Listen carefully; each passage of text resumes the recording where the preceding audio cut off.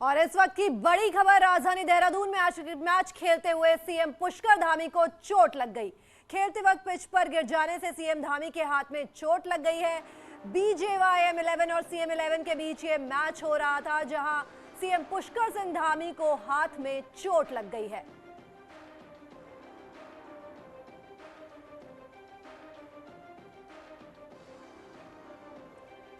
और देहरादून में आज क्रिकेट मैच खेलते हुए सीएम पुष्कर सिंह धामी को चोट लग गई है। खेलते वक्त पिच पर गिर जाने की वजह से सीएम धामी को ये चोट लग गई है और हाथ में चोट लगी है सीएम पुष्कर सिंह धामी के।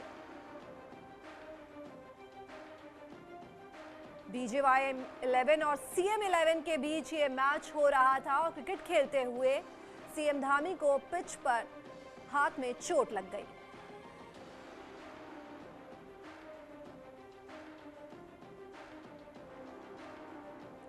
तस्वीरें आपके टीवी स्क्रीन पर, जहां हाथ में चोट लगने की वजह से सीएम पुष्कर सिंह धामी जो है वो बैठे हुए हैं और उनके हाथ को बर्फ से सेका जा रहा है। हाथ पे चोट लग गई है, उनके बाएं हाथ पे चोट आई है। मैच खेलते वक्त ये चोट लगी।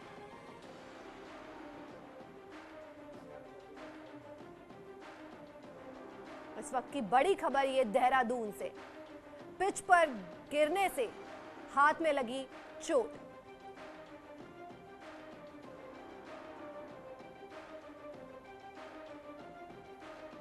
और बाएं हाथ की हथेली पर चोट लगी है। क्रिकेट खेलते हुए ये चोट लगी है सीएम पुष्कर सिंह धामी को।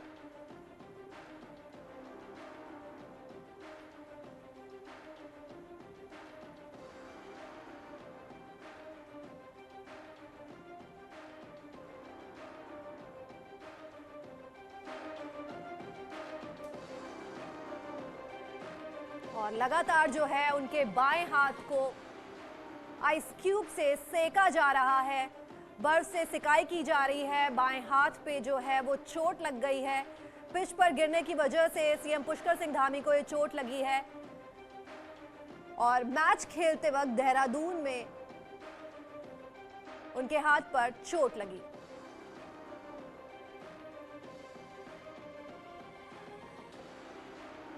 सुनील नवप्रभात हमसे जुड़ रहे हैं। सुनील, सीएम पुष्कर सिंह धामी के हाथ में चोट लग गई है, जैसा कि हम तस्वीरों में देख पा रहे हैं कि उनके बाएं हाथ में जो है वो पिच पर गिरने की वजह से चोट लग गई है।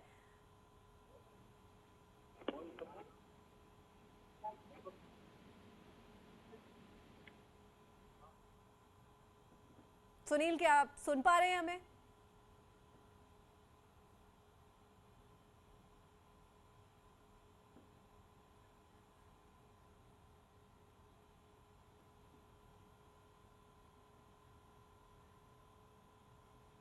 तो तकनीकी खराबी की वजह से शायद सुनील हमें सुन नहीं पा रहे हैं। और तस्वीरों में हम देख रहे हैं कि कैसे मैच खेलते वक्त, दो तस्वीरें आपके टीवी स्क्रीन पर हैं, जहां एक तस्वीर में जो है वो चोट लगी हुई है सीएम पुष्कर सिंह धामी के, और दूसरी तस्वीर में जो है वो मैच खेल रहे हैं। और इसी दौरान मैच खेलते वक्त वो पिच पे गिर गए और उनके बाएं हाथ पे चोट लग गई है।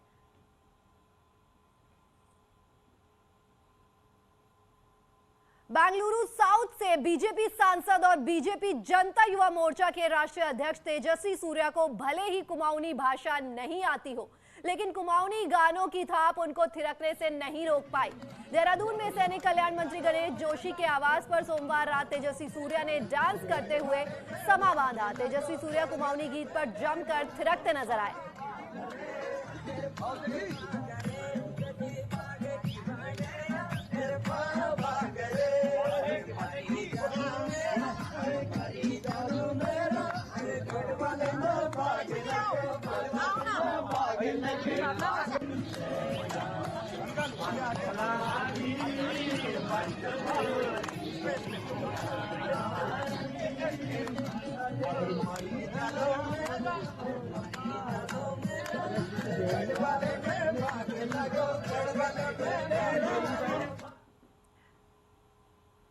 पांच राज्यों में चुनाव से पहले हैदराबाद में मंथन।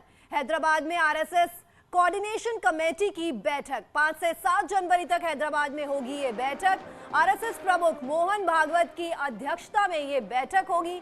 बैठक में जेपी नड्डा, बीएल संतोष भी होंगे शामिल। आरएसएस के सभी सहयोगी संगठन भी होंगे शामिल। केंद्र सरकार की योजनाओं की होगी समीक्षा और संगठनों के कामकाज की भी होगी समीक्षा।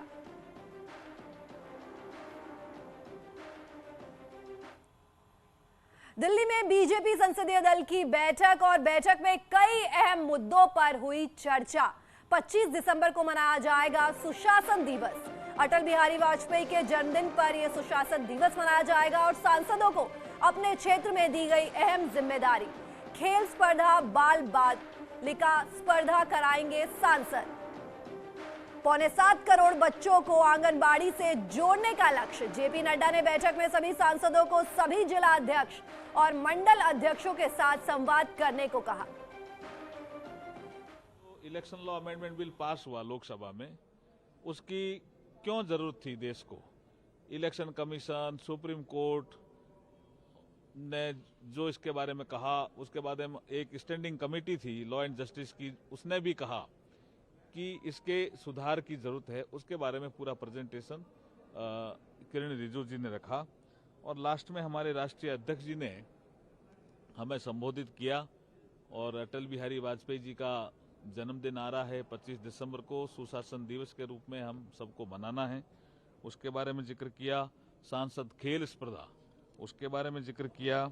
और एक बहुत महत्वपूर्ण एक प्रोग्राम जो महिला बाल विकास मंत्रालय का है, स्वस्थ बाल बालिका स्पर्धा, ये सभी सांसदों को अपने अपने क्षेत्र में करनी है। 6 करोड़ 27 लाख ऐसे बच्चे हैं जो आंगनवाड़ी केंद्र से जुड़े हुए नहीं हैं, उनको आंगनवाड़ी केंद्र तक पहुंचाना, ये एक बड़ा काम सांसदों को दिया है।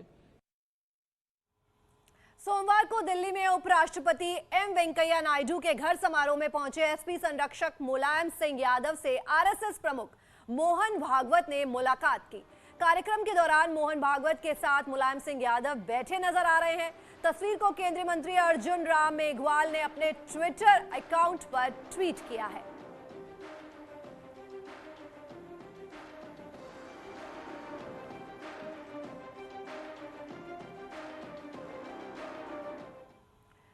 बीजेपी की जन विश्वास यात्रा का आज तीसरा दिन। केंद्रीय मंत्री धर्मेंद्र प्रधान मऊ के घोसी में करेंगे जनसभा। Deputy CM doctor Dinesh Sharma Hathras में करेंगे सभा। बिजनौर से निकली जन विश्वास यात्रा सहारनपुर पहुंचेगी और मथुरा से निकली यात्रा हाथरस पहुंचेगी। यात्रा के साथ ऊर्जा मंत्री श्रीकांत शर्मा रहेंगे मौजूद।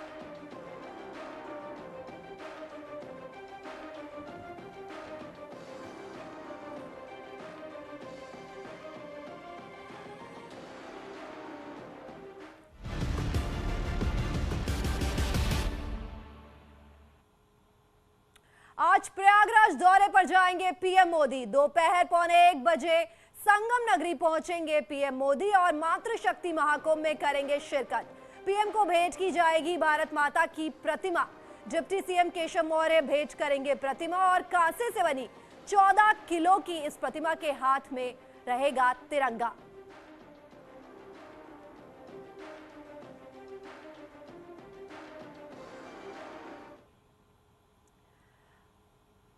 मातृशक्ति महाकुंभ में पीएम मोदी महिलाओं को कई सौगातें देंगे। पीएम मोदी स्वयं सहायता समूह के खाते में फंड ट्रांसफर करेंगे। इस कार्यक्रम में प्रदेश के सभी 75 जिलों की 3.25 लाख महिलाओं को बुलाया गया है। पीएम मोदी संगम के तट पर स्थित परेड ग्राउंड पर इन महिलाओं से सीधा संवाद करेंगे और उन्हें स्वरोजगार के साथ स्वावलंबन का मंत्र देकर आत्मनिर्भर बनने का संदेश भी देंगे।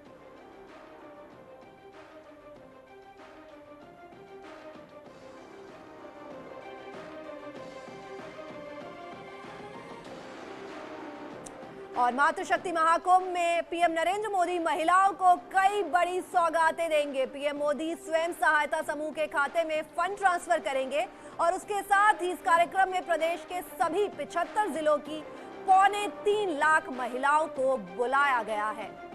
तो महिलाओं से सीधा संवाद करेंगे पीएम नरेंद्र मोदी और पीएम मोदी संगम के तट पर स्थित परेड ग्राउंड पर इन महिलाओं से सीधा संवाद करेंगे और उन्हें स्वरोजगार के साथ स्वावलंबन का मंत्र भी देंगे। प्रधानमंत्री मोदी आज 75 जिलों से प्रयागराज आने वाली 2.5 लाख से ज्यादा महिलाओं को संबोधित करने वाले हैं। हमारे साथ बात करने के लिए मौजूद है प्रदेश के डिप्टी सीएम केशव प्रसाद मौर्य जी, जो आज के कार्यक्रम की आगवानी भी कर रहे हैं, मेजबानी भी कर रहे हैं। सर, प्रयागराज को चुना गया है इतने बड़े आयोजन के लिए, किस तरीके का संदेश देने का प्रयास होगा आधी आबादी को? देखिए, सबसे बड़ी बात तो माननीय प्रधानमंत्री जी का आज प्रयागराज में आगमन, महिला सशक्तिकरण मेरे माननीय प्रधानमंत्री जी का मतलब सबसे महत्वपूर्ण स्वप्न है और उसको साकार करने के लिए आज के कार्यक्रम में उनका आगमन है। पहले तो मैं उनका स्वागत करता हूं और जो मातृशक्ति है उसका भी स्वागत करता हूं, क्योंकि पूरे प्रदेश के अलग अलग हिस्से से चल करके कल रात्रि से ही यहां पर पहुंच गई हैं। अनेक कठिनाइयां भी हुई होंगी, हम लोगों ने प्रयास किया है कि उनको कोई असुविधा ना हो।